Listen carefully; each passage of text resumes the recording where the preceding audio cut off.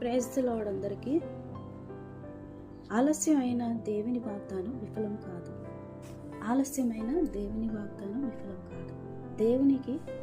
దేవుని సమయం కోసం నిరీక్షించు. ఎందుకు అనంటే ప్రియమైన సహోదర సహోదరులారా, ఈరోజు మనం మాట్లాడుకోబోయే విషయం చాలా మంది హృదయాలకు దగ్గరగా ఉంటుంది. ఎంతకాలం ప్రభువా? ఈ ఒక్క ప్రశ్న వెనుక ఎంతో బాధ ఉంటుందో మనకు తెలియకపోవచ్చు. ఎవరో ఒకరు ఉద్యోగం కోసం ఎన్నో సంవత్సరాలుగా ఎదురు చూస్తూ ఉన్నారు. ఎవరో ఒకరు తమ కుటుంబంలో ఒక సమస్య పరిష్కారం కోసం ప్రార్థిస్తూ ఉన్నారు. మరొకరు ఆరోగ్యం కోసం ప్రార్థిస్తూ ఉన్నారు. ఇంకొకరు వివాహం కోసం ఎదురు చూస్తూ ఉన్నారు. మరికొందరు గర్భఫలం కోసం ఎన్నో సంవత్సరాలుగా ప్రార్థిస్తూ ఉన్నారు. ఎవరో తమ పిల్లల కోసం ప్రార్థిస్తూ ఉన్నారు. ఎవరో ఒకరు అప్పుల కోసం బయటపడాలని ప్రార్థిస్తూ ఉన్నారు. మరొకరు ఎన్నో సంవత్సరాలుగా దేవుని వాగ్దానాలన్నీ పట్టుకొని జీవిస్తూ ఉన్నారు. అదేవిధంగా ప్రార్థిస్తూ ఉన్నారు, ఎదురు చూస్తూ ఉన్నారు. కానీ సమాధానం మాత్రం ఇంకా కనిపించడం లేదు. అప్పుడు మనసులో ఒక ప్రశ్న ఉంది, ప్రభువా, నన్ను మర్చిపోయావా? నా ప్రార్థన నీకు వినిపిస్తుందా? ఇతరుల జీవితంలో మార్పులు వస్తున్నాయి, నా జీవితంలో మాత్రం ఎందుకు రావటం లేదు? ప్రియమైన వారులారా, ఈరోజు దేవుని వాక్యం ద్వారా ఒక మాట చెప్పాలని కోరుకుంటున్నాను. ఆలస్యం అనేది దేవుడు నిన్ను మర్చిపోయాడని అర్థం కాదు. మనకు కనిపించే ఆలస్యం వెనుక కూడా దేవునికి ఒక సమయం ఉంటుంది.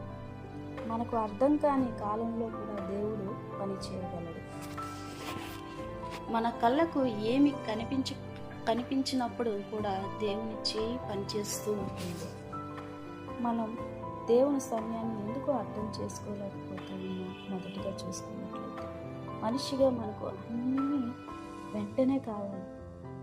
మనకు ఒక కోరిక వస్తే వెంటనే నెరవేరాలని అనుకుంటాం. ప్రార్థన చేస్తే వెంటనే సమాధానం రావాలని అనుకుంటూ ఉంటాం. ప్రభువా, నేను అడిగినా ఇప్పుడు ఇవ్వాలి అని మన మనసు కోరుకుంటుంది. కానీ దేవుడు మన జీవితాన్ని మనం చూసే ఒక రోజు, ఒక నెల, ఒక సంవత్సరం పరిధిలో మాత్రమే చూడడు. మనకు ఈ రోజు మాత్రమే కనిపిస్తుంది. దేవునికి మన మొత్తం ప్రయాణం అంతా కూడా కనిపిస్తుంది. మొత్తం జీవితం, మన ఫ్యూచర్ అంతా కూడా నిర్ణయం చేసి ఉన్నాడు దేవుడు.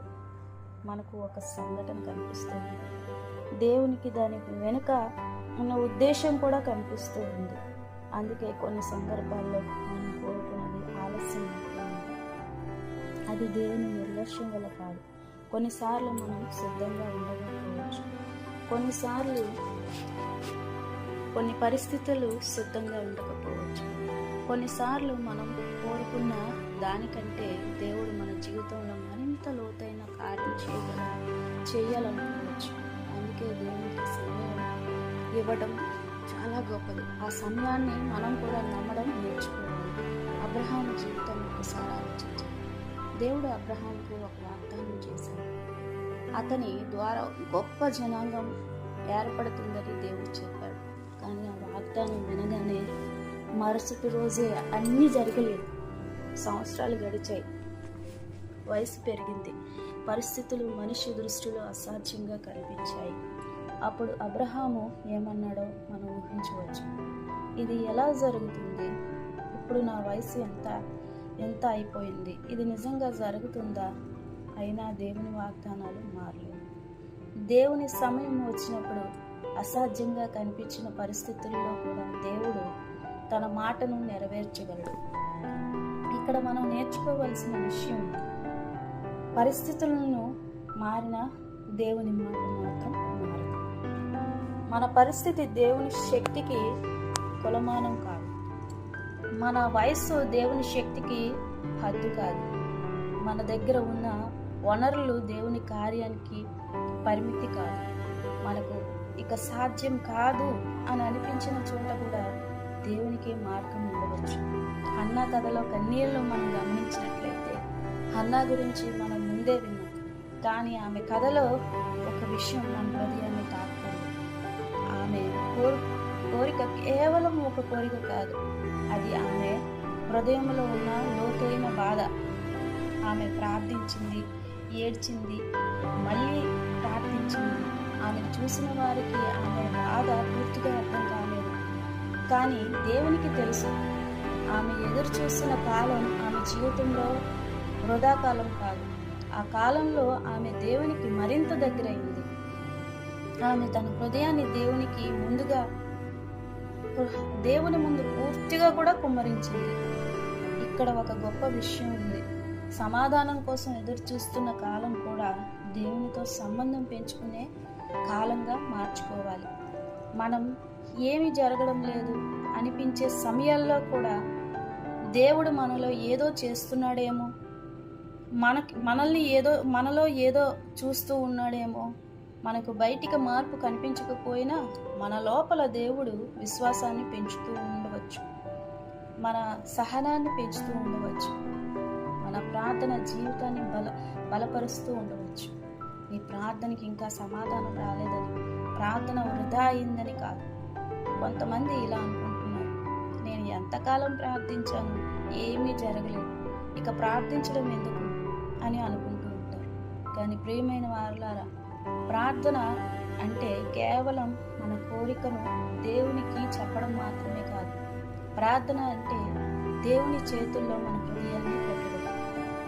ప్రభువా, నాకు కావలసింది ఇదే, కానీ నా జీవితాన్ని నీవే నడిపించు అని చెప్పగలగడం.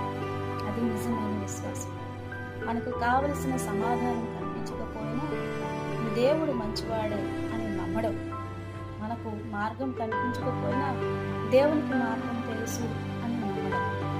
దేవుని నిశ్శబ్దాన్ని తప్పుగా అర్థం చేసుకోకండి. దేవుని యొక్క మీ జీవితంలో కనిపించకపోయినా, ఆ సమస్యలో మీకు దేవుడు కనిపించకపోయినా దేవుడిని మాత్రం అపార్థం చేసుకోకండి. కొన్నిసార్లు దేవుడు మౌనంగా ఉన్నట్లుగా అనిపిస్తుంది. మన ప్రార్థనకి ఏ జవాబు లేదు, ఏ మార్పు కనిపించదు. అప్పుడు దేవుడు నాతో మాట్లాడటం లేదు అని అనుకోవచ్చు. కానీ నిశ్శబ్దం అంటే గైహాజరు కాదు, దేవుడు నీతో మాట్లాడకపోవడం కాదు. రాత్రి సమయంలో సూర్యుడు కనిపించడు, అందుకే సూర్యుడు లేడని అనుకోవడం మన అసమర్థత అవుతుంది. అలాగే మనకు దేవుని పని కనిపించడం లేదు, అందుకే దేవుడు లేడు అని కూడా మనం అనుకోవడంలో చాలా మూర్ఖత్వం దాగి ఉంది. దేవుడు కనిపించని చోట కూడా పని చేయగలడు. మన కళ్ళకు కనిపించిన విధంగా పరిస్థితులను సిద్ధం చేయగలడు. మనకు తెలియని మనుషులను మన జీవితాల్లోనికి తీసుకొని రాగలడు. మనకు తెలియని మార్గాలను తెరవగలడు. అందుకే దేవుని నిశ్శబ్దాన్ని నిరాకరణగా భావించుకోండి. ఇక ఆలస్యం ఎక్కువైంది అని అనిపిస్తూ ఉందా? ఈరోజు ఈ మాట ముఖ్యంగా నీకోసం. నీకు ఇలా అనిపిస్తూ ఉందా, ఇక నా వయసు దాటిపోయింది, ఇక నాకు అవకాశం ఉండదు, ఇక నా జీవితం మారదు, ఇక నా కుటుంబ పరిస్థితి బాగుపడదు, ఇక నా ప్రార్థనకు సమాధానం రాదు అని. అయితే నీ పరిస్థితిని గురించి నేను అబద్ధపు హామీ ఇవ్వను. రేపే నీ సమస్య పరిష్కారం అవుతుందని నేను చెప్పను. ఎందుకంటే సమయం దేవుని చేతిలో ఉంది. కానీ ఒక విషయం మాత్రం ధైర్యం చెప్పగలను, నీ ప్రస్తుత పరిస్థితిని నీ జీవితానికి చివరి అధ్యాయం అని నిర్ణయించుకో. ఈరోజు ఒక కష్టమైన పేజీ కావచ్చు, కానీ పుస్తకం ఇంకా పూర్తి కాలేదు. నీ జీవిత కథను దేవుని చేతుల్లో పెట్టు. హబక్కూకు 2:3 మనకి ఏమి హామీ చెప్తుంది అంటే, ఆలస్యమైనను దానికే కనిపెట్టుము, అది తప్పక జరుగును. ఆలస్యమైనను దానికే కనిపెట్టము, అది తప్పక జరుగును అని ఈ వాక్యము మనకు తొందర పడకుండా ఉండటం నేర్పుతుంది. కనిపెట్టము అంటే నిరీక్షించము, కానీ చేతులు ముడుచుకొని కూర్చోవడం కాదు. ప్రార్థిస్తూ నిరీక్షించు, విశ్వాసంతో నిరీక్షించు, దేవుని వాక్యాన్ని పట్టుకొని నిరీక్షించు. నీ బాధ మధ్యలో ఇతరుల సమయముతో నీ జీవితాన్ని పోల్చుకోకు, ఇతరుల జీవితంతో కూడా నీ జీవితాన్ని పోల్చుకోకు. ఇది చాలా ముఖ్యమైన విషయం. నీ చుట్టూ ఉన్నవారి జీవితాల్లో ఏదైనా మంచిగా జరిగినప్పుడు సంతోషించు, కానీ అదే సమయంలో వారికి వచ్చింది నాకెందుకు రాలేదు అని నీ హృదయాన్ని నువ్వు గాయపరచుకో. దేవుడు ప్రతి ఒక్కరి జీవితానికి ఒక టైం టేబుల్ ఇవ్వలేదు. ఒకరి ఉదయం మరొకరి ఉదయం కాదు, ఒకరి ప్రయాణం మరొకరి ప్రయాణం కాదు. నీ జీవితానికి దేవుడు పెట్టిన సమయాన్ని నీ కథ ఇంకా పూర్తి కాలేదు. నిరీక్షణలో ఉన్నప్పుడు ఏం చేయాలి? మొదటిది ప్రార్థన ఆపండి. ప్రార్థనలోనే దేవుడు బలం పొందండి. రెండవది ఇతరులతో పోల్చుకోవద్దు. పోలిక ఆనందాన్ని దొంగలిస్తుంది. మూడవదిగా దేవుని వాక్యాన్ని పట్టుకోండి. మన భావాలను ప్రతిరోజు మార్చవచ్చు, కానీ దేవుని వాక్యం మారదు. నాలుగవదిగా దేవుని మీద నింద వేయకండి. మనకు అర్థం కాని విషయాలు దేవుడే కారణమని వెంటనే నిర్ణయించేయకండి. ఐదవదిగా మీ హృదయంలో ఆశను బ్రతికించుకోండి. ఆశ అంటే నా కోరిక తప్పకుండా నేను అనుకున్న విధంగా నెరవేరుతుంది అని కాదు. ఆశ అంటే ఏ పరిస్థితుల్లోనైనా నా దేవుడు నన్ను విడిచిపెట్టడు అనే నమ్మకం. నీకు ఈరోజు కావలసిన మాట, ప్రియమైన వారలారా, ఎంతకాలంగా ఎదురు చూస్తున్నావో నాకు తెలియదు. ఎన్ని రాత్రులు ప్రార్థించావో నాకు తెలియదు. ఎన్ని కన్నీళ్లను పెట్టుకున్నావో నాకు తెలియదు. ఎంతమంది మాటలు నేను బాధించాయో నాకు తెలియదు, కానీ దేవునికి తెలుసు. అందుకే ఈరోజు నీ హృదయంతో ఇలా చెప్పుకో, నా సమయం ఇంకా రాలేదని, దేవుడు నన్ను మర్చిపోడని చెప్పు. కానీ నాకు కనిపించకపోయినా దేవుడు పని చేయగలడని కూడా చెప్పు. నా ప్రార్థనకు సమాధానం ఆలస్యమైనా నేను దేవుని వదలను. నా జీవితాన్ని దేవుని చేతుల్లో పెడుతున్నాను. కీర్తనలు 37:5 మనకు చెప్తుంది, నీ మార్గంను యెహోవాకు అప్పగించు, ఆయనను నమ్ముకుని ఆయన కార్యం నెరవేర్చును. అందుకే నీ మార్గాన్ని ఆయన కాపాడు, నీ కుటుంబాన్ని ఆయన కాపాడు, నీ భవిష్యత్తును ఆయన కాపాడు, నీ కన్నీరును ఆయనకు అప్పచెప్పు, నీ ఎదురు చూపులను ఆయనకు అప్పచెప్పు. నీ చేతిలో ఉన్నది ప్రయత్నం, దేవుని చేతిలో ఉన్నది సమయం. కాబట్టి సమాధానం ఆలస్యమైనప్పుడు విశ్వాసం వదలకండి. దేవుడు మౌనంగా ఉన్నప్పుడు ప్రార్థన ఆపకండి. దారి కనిపించినప్పుడు వెనక్కి తిరగకండి. ఎందుకంటే ఆలస్యమైన దేవుని వాగ్దానం విఫలమవుతాయి. నీకు ఈరోజు ఏమి కనిపించకపోయినా కానీ రేపటి గురించి దేవునికి తెలుసు. ఇప్పుడు అర్థం చేసుకోలేకపోవచ్చు, కానీ ఒకరోజు వెనక్కి తిరిగి చూసినప్పుడు ఆ కాలంలో కూడా దేవుడు నాతో ఉన్నాడు అని గ్రహించే రోజు రావచ్చు. కాబట్టి ఈరోజు హృదయాన్ని బలపరచు, ఎదురుచు, ప్రార్థించు, నమ్ము, నిరీక్షించు, దేవుని వదలకు. నీ కొరకు ఈ మాటలు నేను ముగిస్తూ నీ కొరకు నేను ప్రార్థన చేస్తూ ఉన్నాను. ప్రార్థనలో ఏకీభవిద్దామా? ప్రియమైన పరలోకపు తండ్రి, ఎన్నో రోజులుగా నీ సమాధానం కోసం ఎదురు చూస్తున్న ప్రతి ఒక్కరిని నీ చేతుల్లో పెడుతూ ఉన్నాం. ఎంతకాలంగా వారు ప్రార్థిస్తూ ఉన్నారో నీకు తెలుసు. ఎన్ని కన్నీళ్ళు వారు నీ దగ్గర వచ్చారో నీకు తెలుసు. వారి హృదయంలో ఉన్న కోరికలు నీకు తెలుసు. ప్రభువా, సమాధానం ఆలస్యం అవుతున్న సమయంలో నిరాశకు లోను కాకుండా వారి బలమైన విశ్వాసాన్ని ఇవ్వు తండ్రి. వారికి అర్థం కాని కాలంలో కూడా నేను నమ్మే కృపనివ్వు దేవా. ఇతరులతో తమను పోల్చుకోకుండా తమ జీవితాన్ని నీ చేతుల్లో పెట్టే మనసుని, వారి హృదయంలో చనిపోయిన నిరీక్షణను మళ్ళీ బలపరచు, బ్రతికించు.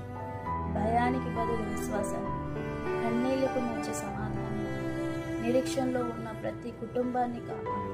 నీ చిత్తము, నీ సమయము, నీ మార్గము వారి జీవితాల్లో నెరవేరు.